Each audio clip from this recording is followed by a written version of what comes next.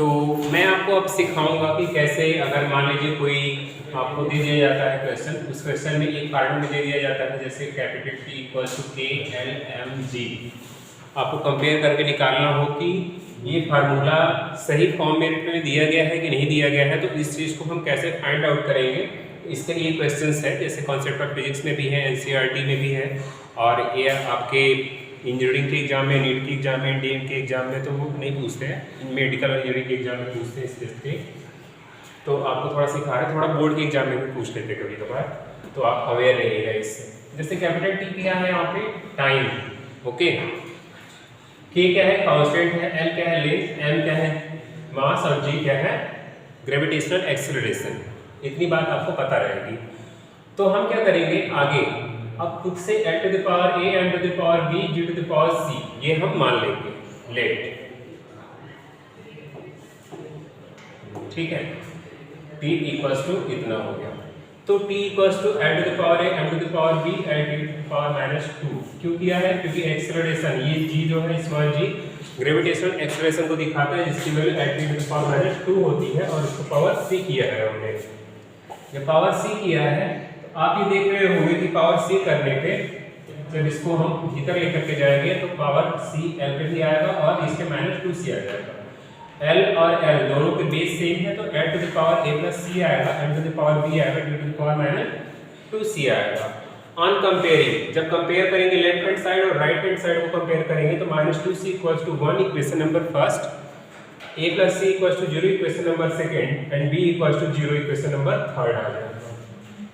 अब क्या होगा कि जब हम c इक्वल्स टू वैल्यू आएगी -1/2, क्लियर है, यहाँ से c की वैल्यू एक तरफ रखते हैं तो -1/2, a -1/2।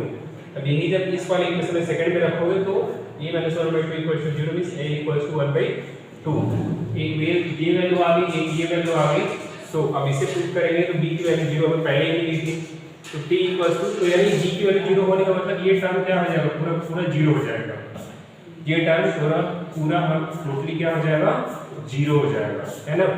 तो पुट करेंगे तो 2π/L/g। अब ये 2π कहाँ से आया, तो जो कांस्टेंट है, मैंने आपको पहले भी बताया कि डायमेंशन मेथड से हम फार्मूले तो निकाल सकते हैं, फार्मूला चेक कर सकते हैं सही डायमेंशन है कि नहीं है, यूनिट ठीक है कि नहीं है, बट एक लिमिटेशन है कि कांस्टेंट कौन सा है एग्जैक्टली, हाफ में है, 3 में है, स्क्वायर में है, वो नहीं बता सकते।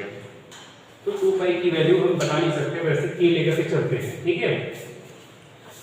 तो ये पहला क्वेश्चन कंप्लीट हुआ, ये इंपॉर्टेंट क्वेश्चन है, ये आप दिमाग में रखना। फिर नेक्स्ट एक और इंपॉर्टेंट क्वेश्चन आपको बताते हैं हम। ये क्वेश्चन में क्या है कि सेंट्रीपिटल फोर्स, आप लोग सेंट्रीपिटल फोर्स के बारे में पढ़े होंगे कि जब भी सर्कुलर पाथ पे कोई भी ऑब्जेक्ट मूव करता है तो उस पे एक फोर्स लगता है जो कि टुवर्ड द सेंटर होता है, सेंटर की तरफ लगता है। राइट हैंड हम लोग भी हेल्प से इसे हम निकाल सकते हैं। कर्वेचर, कर्ल पढ़ा होगा ना, गॉस, ग्रीन स्टोक्स, ये 3 थ्योरम्स पढ़ते हो आप, तो कर्ल पढ़ते हो, है ना। तो इस तरीके से इसे कर्ल करेंगे, कर्वेचर होता है इसका। तो पहले क्या करेंगे कि ये मूव कर रहा होगा तो इस पे राइट हैंड थंब रूल से हम निकाल सकते हैं value. So CF centripetal force is proportional to, ये दिया गया है आपको पहले से गिवन है, ये इतनी बात गिवन है कि m to the power a, v to the power b and r to the power c, where m, v and r have their usual meanings. m की मतलब मास से है, v का मतलब वेलोसिटी से है, r का मतलब रेडियस से। Find the value of a, b and c, ये आपको फाइंड आउट करना है, क्लियर। तो फोर्स इक्वल टू क्या होता है, m एंड फोर्स की वैल्यू होती है m and t to the power -2, ये इधर होता है m l जो इधर है गिवन, इसके अकॉर्डिंग हम लिख रहे हैं। f equal to m a, m to the power a, v की वैल्यू क्या होती है l टू द पावर -1, तो ये v होता है पावर v, r की वैल्यू क्या होती है l, ये लेंथ होता है, इसकी पावर c हो गया। So a equals to 1 comma b plus c equals to 1, फिर उसके बाद आपने कंपेयर किया -b, है ना, यहाँ से जब आएगा तो ये -b equal to -3, sorry -2, a equals to 1, b equals to 2 और c इक्वल्स टू -1 आ गया। अब क्या हो जाएगा, f इक्वल टू mv²/r, तो यही इक्वेशन होता है किसका, सेंट्रीपिटल फोर्स का। और ये इक्वेशन किसका होता है, time period after simple harmonic, sorry simple pendulum का, जो सिंपल पेंडुलम लेते हैं उसका होता है। तो ये दोनों इक्वेशंस बहुत ही इंपॉर्टेंट है, दोनों इक्वेशंस काफ़ी इंपॉर्टेंट है, आप इसे माइंड में रखिएगा। इसी की हेल्प से और सारे क्वेश्चंस भी आप कर सकते हो। ठीक है, तो आज के लिए बस इतना ही। आगे हम अगली क्लास में बताएंगे आपको फिजिक्स में। अब क्या रह गया है आपका, ज़्यादा कुछ रह नहीं गया है, थोड़ा बहुत आपको पढ़ाना रह गया है ईरर।